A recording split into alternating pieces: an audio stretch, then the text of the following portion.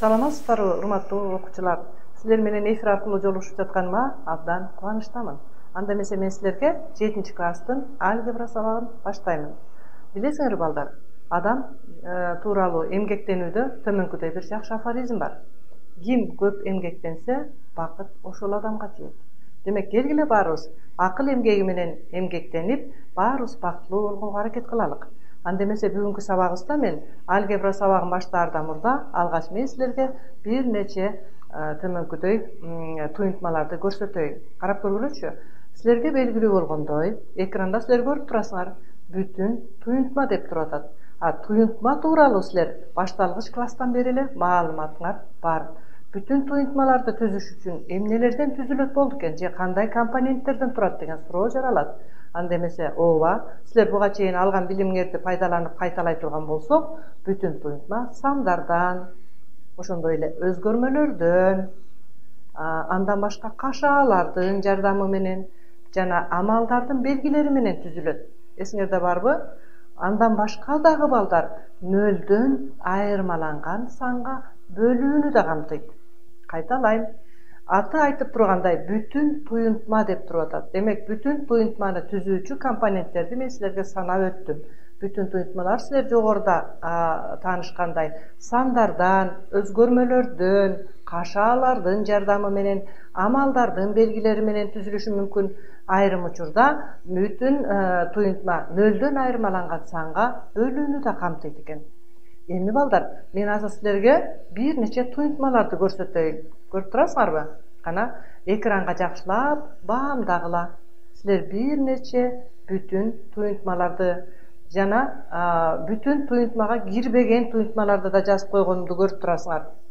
Ал үчүн, эгерде мен жогоруда айтпадымбы силерге бүтүн туюнтма болуш үчүн эмнелерден түзүлүш керек деп. Силерге мен бир аз убакыт берейин, экрандагы туюнтмаларды карап көргүлөчү.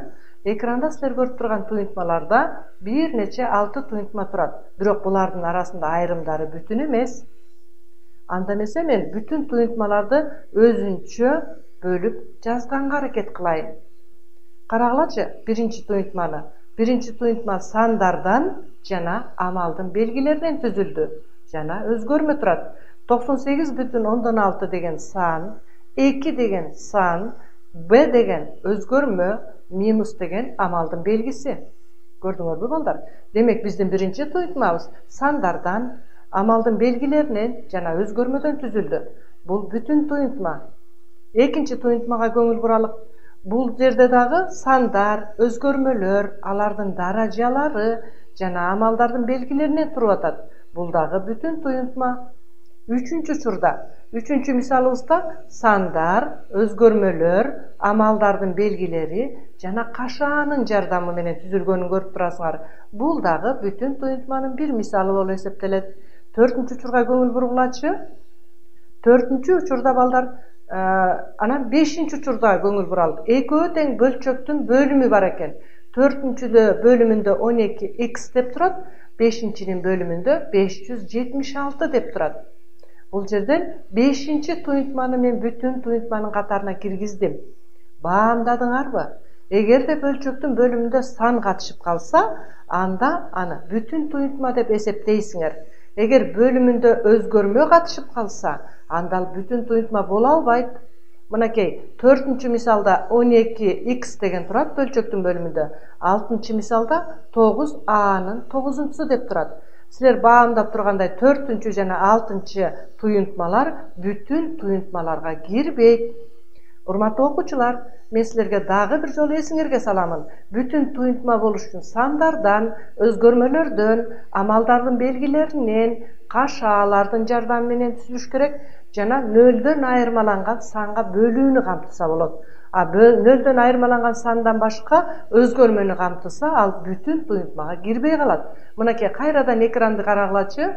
Демек, 4-чү менен 6-чынын бөлүмүндө 12x, анан 9a-нын 9-чусу деп өзгөрмөлөр катышып калгандыктан 4-чү жана 6-чы туюнтма бүтүн туюнтмаларга кирбей калды.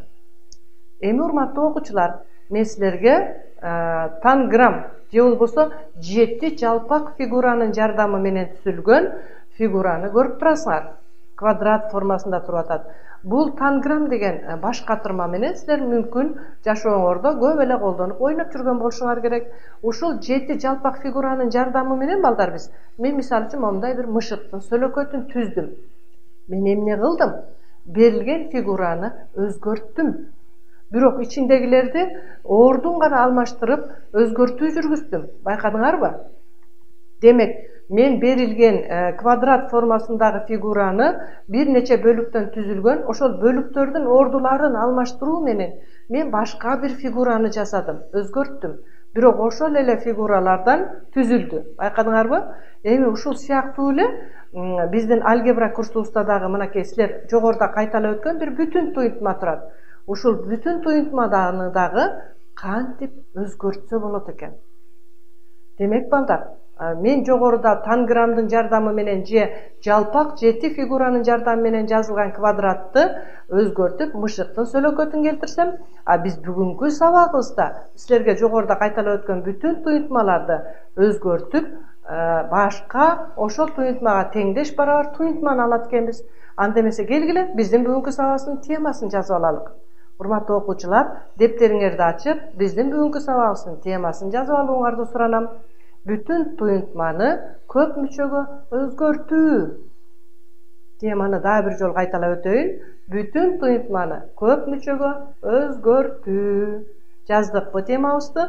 Анда эмесе, мынакей мен жогоруда силерге көрсөткөн 4 бүтүн туюнтманы экранга чыгардым. Ушул туюнтмаларды кантип өзгөртсөк болот экен? Ал өзгөртүүнү өтөөрдөн мурда алгач мен силерге дагы бир теориялык материалды кайталап өтөйүн. Биринчи бүтүн туюнтманы баамдагылачы 98,6 минус 2b деп турат. Бул биринчи 98,6-ны бир мүчө катары карасак болот, 2b-ны бир мүчө катары карасак болот. 2 бир мүчөнүн суммасы көп мүчөнү түзөт. Эсиңерде барбы балдар? Бир мүчөлөрдүн суммасы көп мүчө деп аталат. Кайталаймын. Бир мүчөлөрдүн суммасы көп мүчө деп аталат. Келгиле анда кайрадан экранга карайлык. Анда 98,6 менен минус 2b деген бир мүчөлөрдүн суммасы силер көрүп тургандай 98,6 минус 2b-га барабар. Демек, бул 2 бир мүчөнүн суммасы көп мүчөнү берди. Экинчи мисалыбызда бүтүн туюнтма. Биринчи бир мүчөбүз 7a-нын 5-чи даражасы b, экинчи бир мүчөбүз 21ab. 2 бир мүчөнүн суммасы дагы көп мүчөнү түздү. Үчүнчү учурга кайрылалы. 32x-тын кубу y плюс 4 менен суммасы менен көбөйтүндүсү түрүндө туруп атат. Андан кийинкиси, демек бул жерде бир мүчө менен көп мүчөнүн көбөйтүндүсүн көрүп турасыңар. Экинчисинде, демек, ушул экөөнү бир мүчөнү көп мүчөгө көбөйтө турган болсо, мынакей, мен жакшылап силерге тааныштырып өтөйүн. 32x кубту y-ге көбөйтсөңөр, 32x куб y пайда болот. Ал эми 32x кубту 4-кө көбөйтсөңөр, 128x куб пайда болду. Плюс 4 менен 32-ни көбөйттүңөр, эми минус 53yx менен плюс 7-нин өзүн жазып койдум. Ушул жерден карагылачы, алгач силерге бүтүн туюнтма берилген. Мен бүтүн туюнтманы бир мүчөнү көп мүчөгө көбөйтүүнүн ыкмасын пайдаланып көбөйттүм. Анан калган 2 мүчөнүн өзүн жазып, силерге баштапкы абалы менен салыштыра турган болсоңор, демек берилген бүтүн туюнтмабызды көп мүчө түрүндө жазып койдум. Кайталайм балдар. Алгач бизге бүтүн туюнтма берилген. Ошол бүтүн туюнтманы мен бир мүчөнү көп мүчөгө көбөйтүү ыкмасы менен көбөйтүп, анан калган 2 бир мүчөнүн өздөрүн жазуу менен көп мүчө түрүндө алып келдим. Демек, 4-нчү тапшырмага өтөйүн. 48a-нын өзүн жазайын. Демек, 48a-нын өзүн жазсам, анда 9x минус 7y бөлүнгөн 576 деген туюнтманы мен мындай теңдеш өзгөртүп алайын. Карагылачы, экранда турат. Демек, 9x минус 7y-ди 576-га сумманы санга бөлүш үчүн ар бирин өз-өзүнчө бөлүп койсо болоорун силер билесиңер. Демек, мен 9 бөлүнгөн 576-ны x-га көбөйтөм, минус 7-ни 576-га бөлгөндү y-ге көбөйтөм. Же 576'dan 9 x minus 576'dan 7 y деп жазганга болот балдар. Анда эмесе мен ушуларды теңдеш өзгөртүлгөнүн жазайын.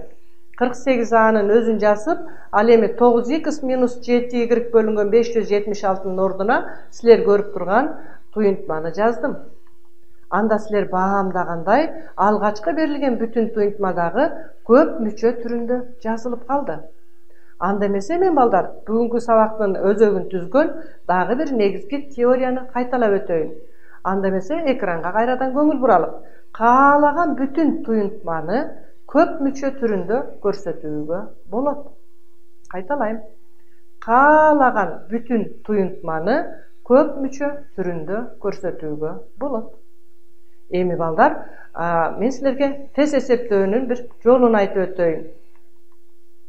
Тез эсептөөнүн жолун айтыш үчүн алгач мен силерге бир нече сандарды мисал келтиремин. Ал үчүн мындай кылалык. Урматтуу окуучулар, бүтүн туюнтманы теңдеш өзгөртүп аткан учурда дагы силерге эсептөөгө туура келет. Ал эми эсептөө учурунда тез эсептөөнүн математикада көп сырлары бар. Ошондой сырлардын бирөөнү мен сабакта бүгүн пайдаланганга аракет кыламын. Аны мен силерге доскадан көрсөтүп берейин. Урматтуу окуучулар, эми мен силерге бүгүнкү алгебра сабагында тез эсептөөнүн бир сырын үйрөтүп коеюн. Ал үчүн 51, 52, 53 жана башка 59га чейинки сандардын квадратын кантип ооз-эки айтсаңар болот. Мен ошону үйрөтүп өтөйүн. Анткени муну силер математиканы үйрөнүп аткан алгебрабы, геометриябы, физика, химия сабактарында колдонсоңор болот. Анда эмесе мына экранга карайбыз. 54. Ушул 54 деген сандын квадратын табыш үчүн мен акыркы 4 деген сандын квадратын биринчи жазып алам. 16. Андан кийин 5тин квадраты 25, 25 эле 4тү кошуп коесуңар. 29. Көрдүңөрбү? Мен ооз-эки эле жазып атам. Андан кийин 55тин квадратын жазалы. Ушул эле эреже менен 5тин квадратын жазам. 25. 5тин квадраты 25, 25ке кайра 5ти кошуп койсом 30.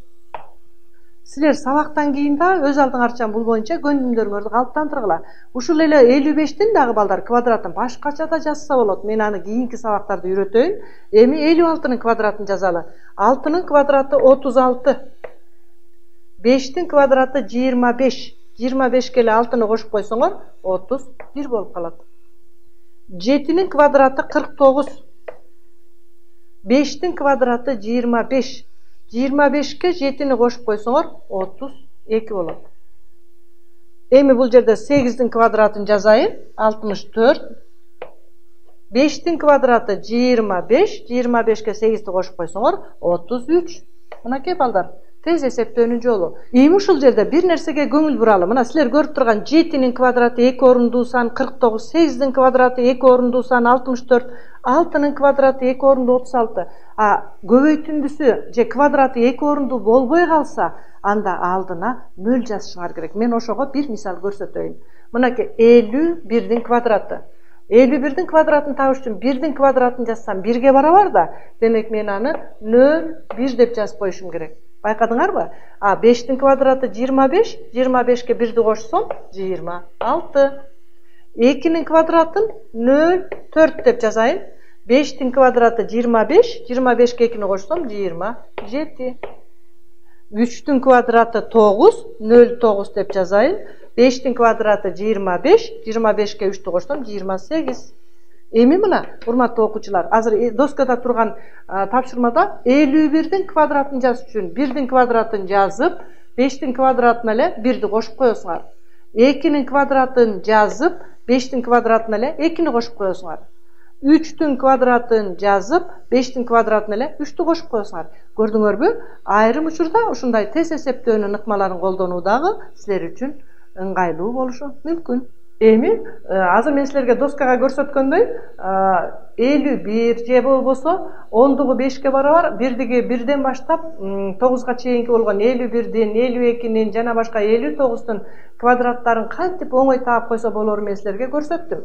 Эми азыр биздин бүтүн туюнтманы көп мүчөгө өзгөртүүдө дагы ошол эреже бизге жардамга келет. Анда эмесе келгиле экранга көңүл буралык. Мынакей, экранда силерде көп мүчө туруп атат. Көп туюнтма туруп атат. Бүтүн туюнтманы көп мүчө түрүндө көрсөткүлө деп атат. Kaytalayım, tapşırmanın şartına көңүл buralım. Bizge köp müçö türünde көрсөткүлө деген tapşırma berildi. Bul tapşırmanı atkарыш üçün men çıgarуу dep жазып aldım. Эми köp müçönü özüm göçürüp жаздым. Байкадыңарбы балдар? Бул көп мүчөнү түрүндө көрсөтүш үчүн бул туюнтмада x минус 54'тün айырмасынын квадратын табышыбыз керек эле.